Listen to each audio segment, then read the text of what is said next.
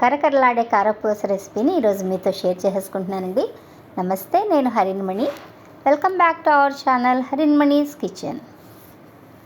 ముందుగా ఈ రెసిపీ కోసం కరివేపాకు, పచ్చిమిర్చి తీసుకున్నానండి. నేను మీకు కారానికి సరిపడా పచ్చిమిర్చి తీసుకోవాలి.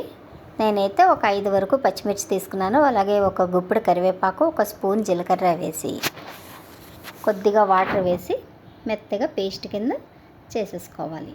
ఈ విధంగా చేసి పక్కన పెట్టేసుకున్నా.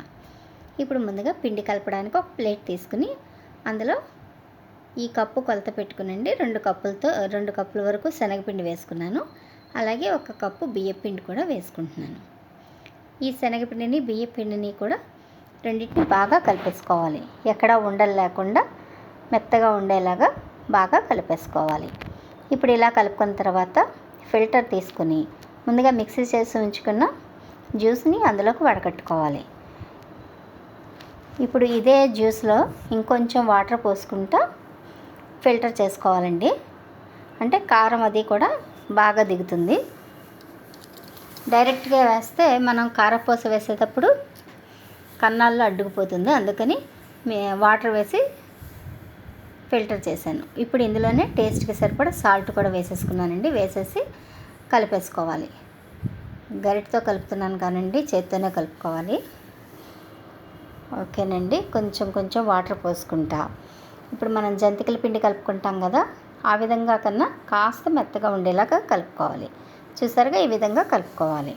ఇప్పుడు దీన్ని జంతికల గొట్టంలో వేసి కారపూస పిండుకోవాలి. కారపూసకి సన్న కన్నాలు ఉన్న జాలి ఉంటుంది కదండి, దాంట్లో వేసుకుని దాన్ని పెట్టుకుని కారపూస వేసేసుకోవాలి. స్టవ్ని మాత్రం మీడియంలోనే పెట్టుకొని వేయించుకోవాలండి. మరి హై అయితే తొందరగా వేగిపోతుంది. సిమ్ అయితే చాలా టైం తీసుకుంటుంది. మెయిన్ ఏంటంటే ఆయిల్ పీలుస్తుందండి. ఏదైనా సరే ఫ్రై ఐటమ్ అయినప్పుడు సిమ్లో పెట్టకూడదు. బాగా వేగిన తర్వాత దీన్ని టర్న్ చేసేసుకోవాలి. ఓకేనండి, టర్న్ చేశాను. కాస్త ఎర్రగా వేగే వరకు వేయించుకుందాం.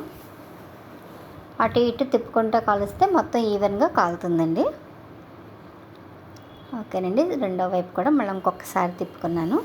అంటే కాస్త తొందరగా తిప్పాను నేను, అందు గురించని. ఓకేనండి, మంచి రెడ్ కలర్ వచ్చే వరకు వేయించుకోవాలి. అంతేనండి, చాలా సింపుల్గా చేసేసుకుని కారపూస రెసిపీ రెడీ అయిపోయింది. ఈ రెసిపీ మీకు నచ్చినట్లయితే మీరు కూడా మీ ఇంట్లో ట్రై చేసి ఎలా ఉందో కామెంట్ చేయండి. నచ్చితే లైక్ చేయండి.